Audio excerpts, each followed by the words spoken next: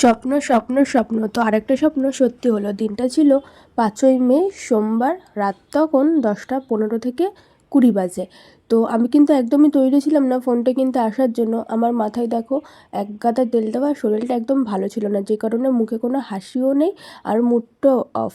তো এরকমভাবে কেউ ফোন কিনতে আসে বলো? তো আমার মুখে কোনো হাসি নেই বলে আমার হাজব্যান্ড বলছে, কী হলো, নতুন ফোন কিনতে এসেছো আর তোমার মুখে কোনো হাসি নেই? তোর কথা শুনে আমি একটু হেসেও নিলাম। তো যাই হোক, তোমরা আমায় যারা কাছ থেকে চেনো বা জানো তারা হয়তো জেনে থাকবে আমার ফোনটা অনেক দিন ধরেই প্রবলেম করছিল, যে কারণে নতুন ফোন কেনা। তো আমার হাজব্যান্ড কিন্তু 1লা মে ফোন অর্ডার করেছিল, বৃহস্পতিবার। আর ফোনটা ডেলিভারি করার কথা ছিল রবিবার সন্ধ্যাবেলায়। তো রবিবার সন্ধ্যাবেলায় ফোনটা এসেও ছিল, কোনো কারণবশত ফোনটা আমার আর হাতে আসলো না, যে কারণে মুডটা একদম অফ হয়ে গেল। তো আমার হাজব্যান্ড বললো, মন খারাপ করো না, আমি তোমাকে আমার বার্থডে দিনই ফোন কিনে দেবো। তো ওর বার্থডে কিন্তু মে মাসের 9 তারিখে। তো যাই হোক, ওর বার্থডের আগে আমায় ফোন কিনে দিল 5 তারিখে, সোমবারে।